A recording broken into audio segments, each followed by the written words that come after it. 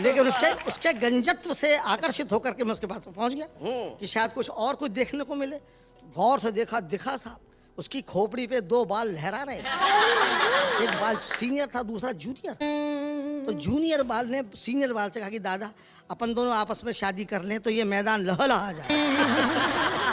तो सीनियर बाल बोला ऐसा नहीं हो सकता भैया, इस देश में बाल विवाह पे पाबंदी है।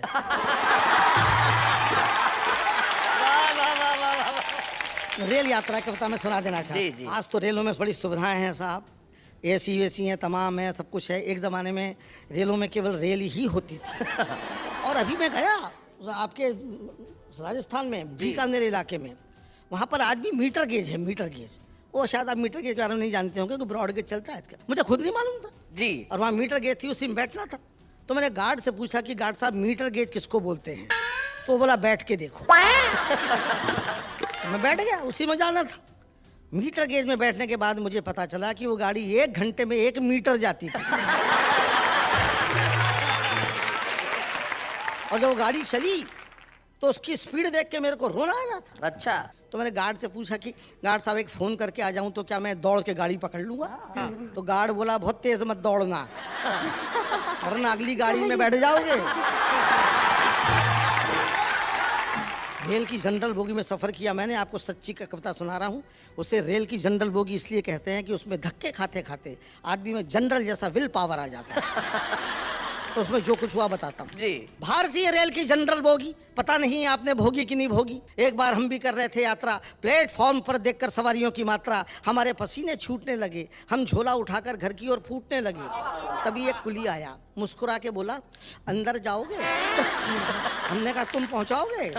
वो बोला बड़े बड़े पार्सल पहुंचाए हैं, आपको भी पहुंचा दूंगा, मगर रुपए पूरे 50 लूंगा। हमने कहा 50 रुपया? वो बोला हाँ भैया 2 रुपए आपके बाकी सामान के। हमने कहा यार सामान नहीं है, अकेले हम हैं। वो बोला बाबूजी आपके सामान से कम है। भीड़ देख रहे हैं, कंधे पे उठाना पड़ेगा, धक्का दे के अंदर पहुंचाना पड़ेगा, मंजूर हो तो बताओ। हमने कहा देखा जाएगा, तुम उठाओ। कुली ने बजरंगबली का नारा लगाया और पूरी ताकत लगा के हमें जैसे ही उठाया कि खुद बैठ गया। ताकत लगा के जैसे ही उठाया और खुद बैठ गया। दूसरी बार कोशिश की तो लेट गया।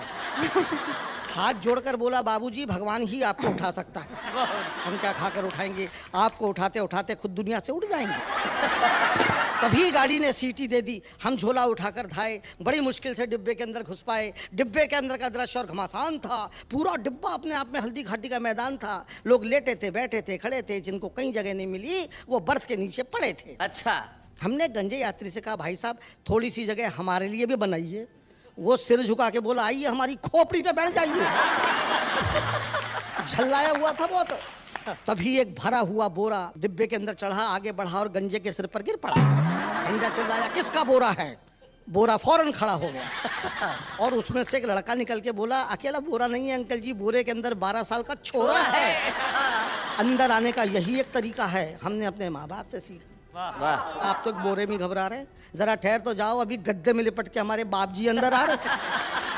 उनको आप कैसे समझाएंगे? हम तो खड़े भी हैं, वो तो आपकी गोद में लेट जाएंगे। एक और देखिए छोटा सा व्यंग है जी। एक यात्री बर्थ के नीचे से निकलता हुआ अपनी आंखें मलता हुआ फिल्मी अंदाज में बोला मैं कौन हूँ? मैं कौन हूँ?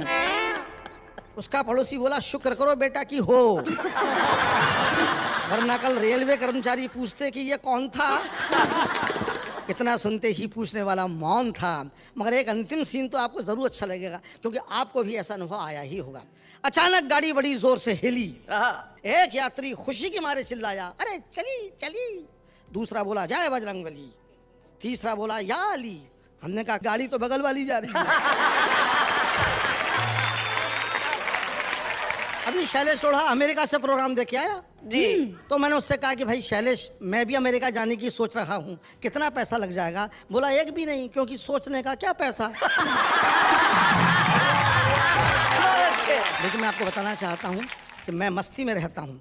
अब तो मैं काफ़ी दुबला पतला हो गया हूँ, बल्कि पतला ही हो गया हूँ। एक ज़माने में हैवी वेट चैंपियन था। आज मुझसे डॉक्टर सुरेंद्र दुबे ने कहा क्या पर्सनैलिटी है? मैं कहा तब मिलते जब मैं पर्सनालिटा था। उन दिनों मैं आया था बम्बई में स्टूडियो देखने की, शूटिंग देखने की बड़ी मेरी अंतिम इच्छा थी। मैं गया स्टूडियो में, मेरे बड़े भाई थे शैल चतुर्वेदी साहब, फिल्मों में काम करते थे, तो मुझे लेगा शूटिंग दिखाने। शूटिंग तो कैंसिल हो गई, लेकिन मैं स्टूडियो में घूमता रहा। दोस्तों, कविता कहाँ कहाँ मिलती है वो बताता हूँ मैं आपको। ये कविता जो मैं आपको सुनाने जा रहा हूँ, ये मैंने बिल्कुल नहीं लिखी है, उसी स्टूडियो ने मुझको दी है। वहाँ सिनेमा के पोस्टर सीक्वेंस में लगे थे, हर पोस्टर के बाद में दूसरा, तीसरा, चौथा पोस्टर मैंने गौर से देखा तो पूरी एक कविता, पूरा व्यंग उसमें से निकलता आ रहा था। मज़ा लीजिए, पहले 4 पोस्टर आप खुद समझ जाएंगे। हिंदुस्तान की कसम, हम हिंदुस्तानी, हम नहीं सुधरेंगे, हम सब चोर हैं।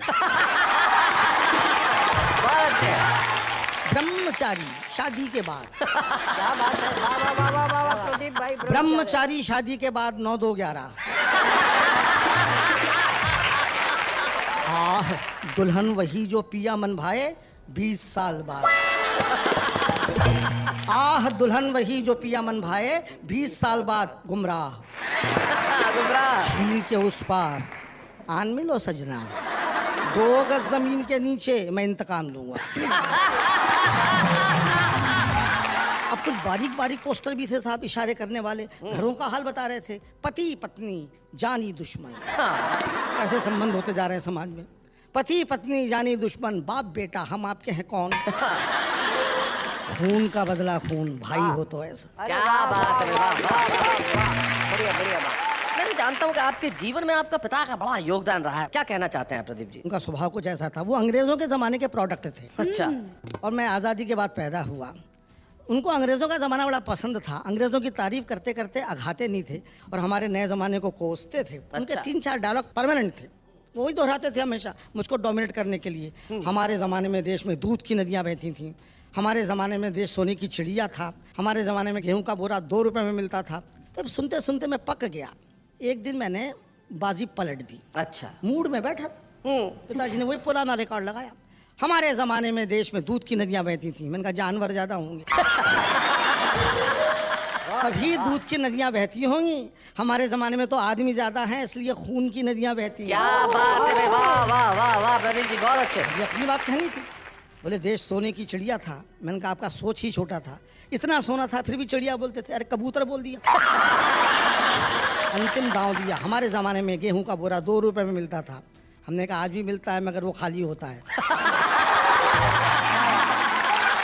तो साहब मैंने दूध की नदियों की बात से जो बात निकाली, ये मेरे पिताजी की देन थी कि दूध उन्होंने दिया, मैंने उसको इस्तेमाल कर लिया। कविता में बात कैसे आ जाती है वो आपको सुनाता हूँ। कल्पना कीजिए कि दूध की नदियाँ हिंदुस्तान में बहती थीं, आगे क्या तरक्की हुई उस पर ये 4 पंक्तियाँ व्यंग्य की हैं। आपकी दाद चाहूँगा, आपका ध्यान चाहूँगा। 18वीं शताब्दी बच्चे को दूध से नहलाइए। क्या बात है। नदियाँ ही हैं तो नहलाओ। 19वीं शताब्दी बच्चे को दूध पिलाइए। 20वीं शताब्दी बच्चे को दूध दिखाइए। क्या बात। और 21वीं शताब्दी बच्चे को दूध की कहानी सुनाइए। क्या बात है, वाह वाह वाह।